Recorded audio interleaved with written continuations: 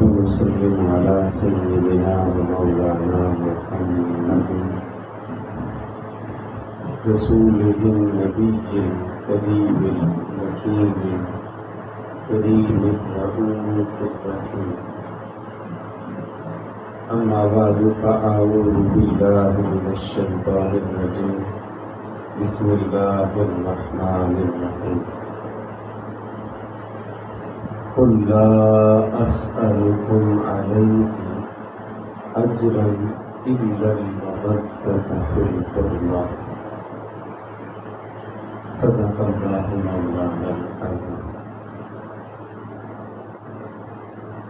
قتل حسین اصل مرگزی ہے. قتل حسین اصل مرگ یہی ہے. اسلام زندہ ہوتا ہے ہر کربلا کے بعد. عالی قدر اظہار آفتاب آیت مابشن حضور قبلہ عالم فی آفتن صاحب زیج دہود معزز خلفاء کرام حاضرین و سامعین، اللہ سبحانہ تعالی نے قرآن مجید، فرقان حمید، قرآن عید میں ارشاد فرمایا ہے قُلْ لَا أَسْأَلُكُمْ عَلَيْهِ أَجْرًا إِلَّا الْمَوَدَّةَ فِي الْقُرْبَى. محبوب آپ یہ ارشاد فرما دیں کہ میں فریضہ نبوت کی ادائیگی پر تمہیں اسلام کی دعوت اور تبلیغ پر میری وجہ سے جو تم حاملین قرآن بنے ہو، اس نعمت کے عطا ہونے پر اجر رسالت کے طور پر میں تم سے کچھ بھی نہیں چاہتا ہوں. میرا اجر تو ان اجریہ الا علی اللہ، میرا اجر تو اللہ کے ذمہ ہے، وہ عطا فرمائے گا. میں مطالبہ نہیں کر رہا ہوں، تقاضا نہیں کرتا، مانگ نہیں رہا ہوں کہ اجر رسالت ادا کیا جائے.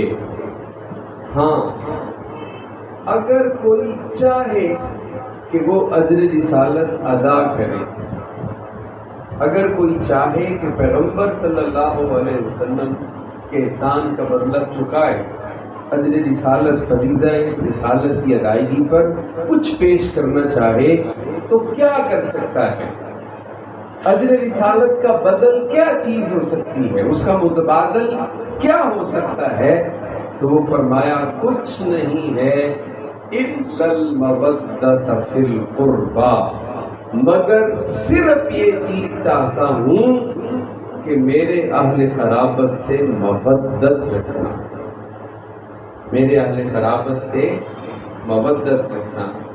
اب اہل قرابت میں رسول پاک علیہ السلام سے عرض کیا گیا کہ یا رسول اللہ وہ کون لوگ ہیں کہ وجبت علینا مودتہم، جن کی مودت ہم پر واجب کی گئی ہے.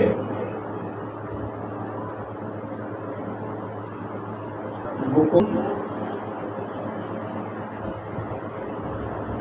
کون لوگ ہیں کہ جن کی مودت ہم واجب کی گئی ہے، لازم کی ہے. اس پر سرکار دو عالم علیہ السلام نے ارشاد فرمایا کہ وہ علی مرتضیٰ ہیں، وہ خیر النساء العالمین ہیں، وہ حضرت حسن اور حضرت حسین رضوان اللہ علیہم اجمعین. یہ وہ لوگ ہیں جن کی مودت تم لوگوں پر لازم کی گئی ہے، جن کی مودت اجر رسالت کا بدل بن سکتی ہے. اگر اجر رسالت ادا کرنے کے لیے کوئی کچھ کر سکتا ہے تو وہ کیا ہے کہ ان لوگوں کے ساتھ کیا کی جائے؟ مودت کی جائے. عزیزانی گرامی قدر، محبت اور مودت میں فرق ہوتا ہے۔ یہ نہیں کہا گیا کہ اہل قرابت سے محبت کریں، محبت کی بھی بات ہے، لیکن مودت فرمایا گیا ہے، اہل قرابت سے مودت کریں۔ محبت میں اور مودت میں فرق ہے۔ محبت اس کیفیت کو کہا جاتا ہے اگر کسی کے ساتھ ہو تو محبت میں محبوب کے بغیر زندہ رہا جا سکتا ہے۔ محبت میں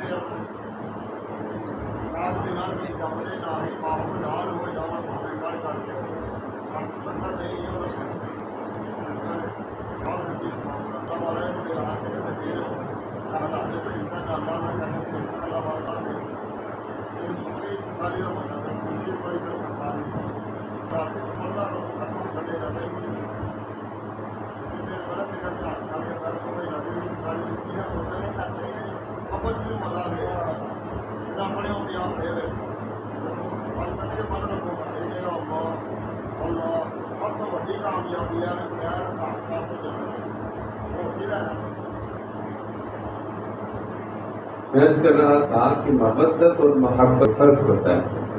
محبت کے بعد دراصل ہے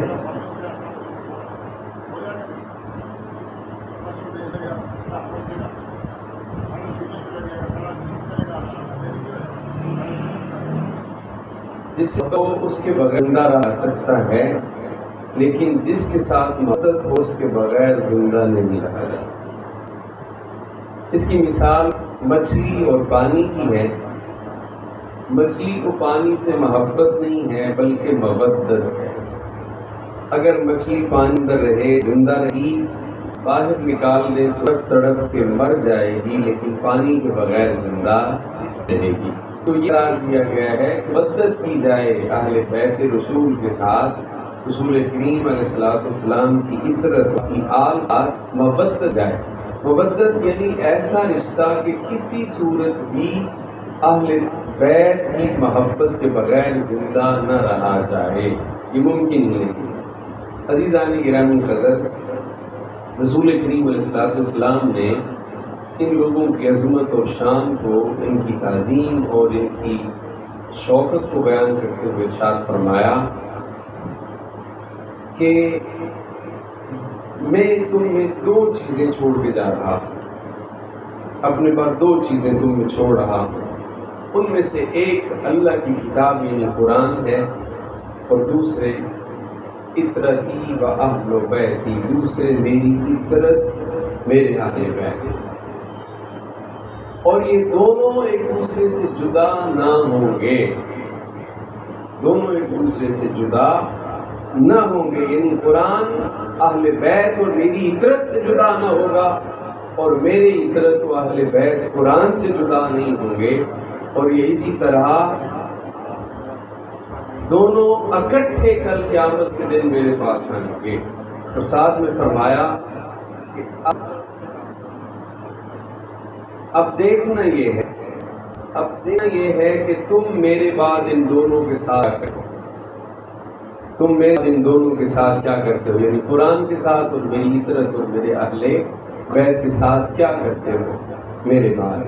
اور آقا کریم علیہ السلام نے ارشاد فرمایا اذکرکم اللہ فی اہل بیتی، لوگوں اپنے اہل بیت کے معاملے میں تمہیں خدا یاد دلاتا ہوں،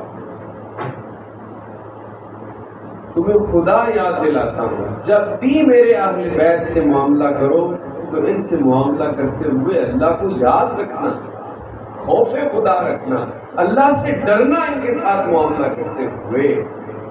رسول پاک علیہ السلام نے ان کے ساتھ معاملہ کرتے ہوئے امت کو خوف خدا اللہ یاد دلایا ہے کہ اللہ کو یاد رکھنا ہے ان کے معاملے میں، ان کے ساتھ معاملہ کرتے ہوئے اللہ سے ڈرنا۔ تو عزیزان گرامی قدر، اہل بیت رسول کی عظمت اور توقیر اور ان کی شان وہ رسول پاک علیہ الصلوۃ والسلام کی وجہ سے، کیونکہ جس کسی نے ان سے محبت کی اس نے رسول پاک علیہ الصلوۃ والسلام کی محبت کی وجہ سے ان سے محبت کی، اور جس نے ان سے بغض رکھا اس نے رسول پاک علیہ الصلوۃ والسلام کی وجہ سے ان کے ساتھ بغض رکھا ہے۔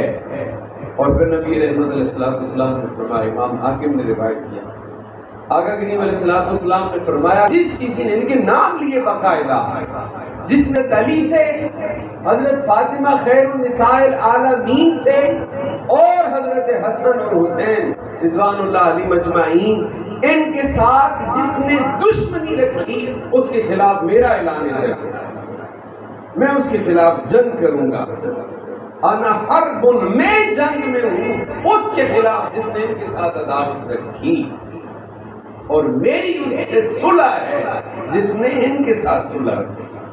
تو جو ان سے لڑے گا اس سے رسول خدا لڑیں گے، اور جو ان سے صلح رکھے گا اس سے رسول خدا علیہ تحیت و ثنا صلح رکھے گا۔ عزیزان گرامی قدر، 61 ہجری وہ سال ہے جس سال میں تاریخ انسانی کا سب سے بدترین ظلم ہوا ہے کربلا معلیٰ میں، اور ہوا کس پر ہے؟ فلسطینیوں پہ نہیں، کشمیریوں پہ نہیں، مسلمانوں عام لوگوں پر نہیں، بلکہ آل پیغمبر پر ہوا۔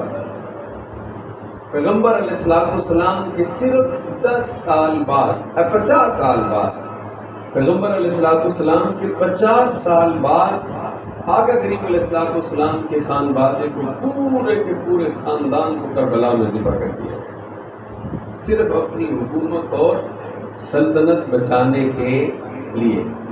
عزیزان گرامی قدر، جب یہ قافلہ اسیر بنا کر مستورات کو، رسول پاک علیہ السلام کی شہزادیوں کو رسیوں میں جکڑ کر اور گلی گلی پھراتے پھراتے، تماشا بناتے بناتے یزید کے دربار میں لایا گیا، تو وہاں پر ایک روم کا ایک غیر مسلم عیسائی، ایک ایلچی سفیر بیٹھا ہوا تھا۔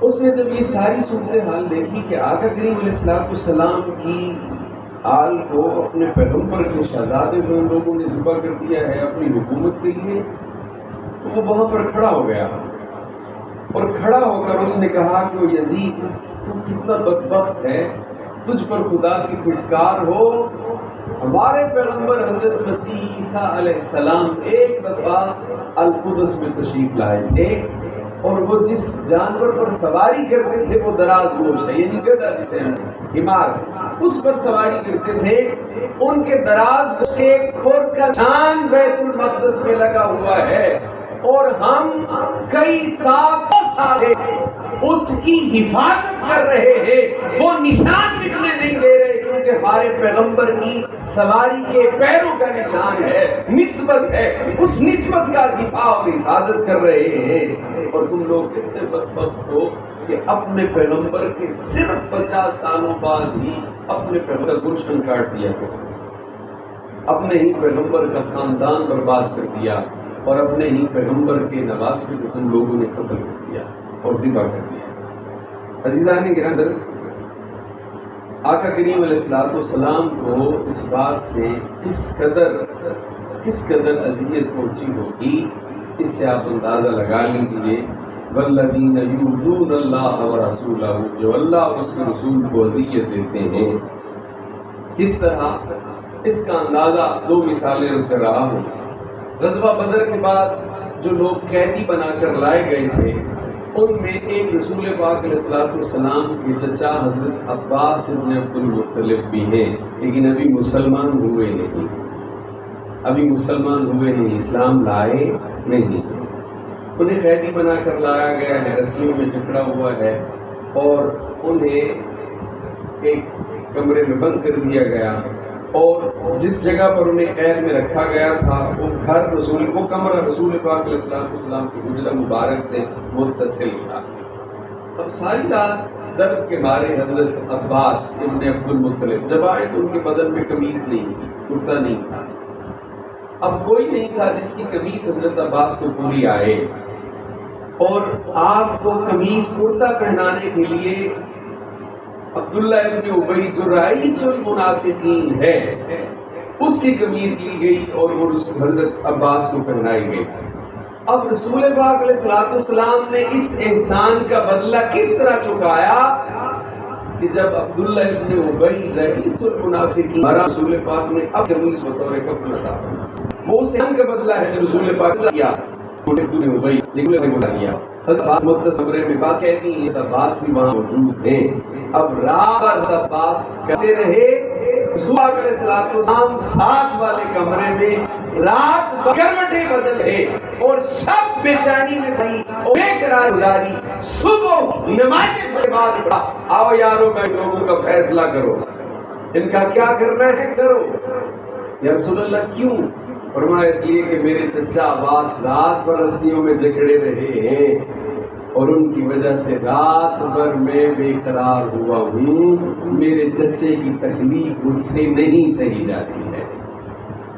تو آپ اندازہ لگا سکتے ہیں کہ رسول پاک علیہ السلام کو اپنے چچا حضرت عباس کا قید میں رہنا گوارا نہیں ہے، اذیت دیتا ہے، تکلیف پہنچاتا ہے، اور چچا بھی مسلمان بھی نہیں ہے، غیر مسلم ہے۔ اسی کے بعد حضرت عباس اسلام لائے، انہوں نے اسلام قبول کیا، قید کے دنوں بھی انہوں نے ایمان قبول کیا ہے۔ عزیزان گرامی قدر، اس سے آگے چلیے، رسول پاک علیہ السلام کے چچا ہیں حضرت امیر حمزہ، رسول پاک علیہ السلام کے ہم عمر بھی ہیں، چچے بھی ہیں اور رضائی بھائی بھی ہیں، اور بہت زیادہ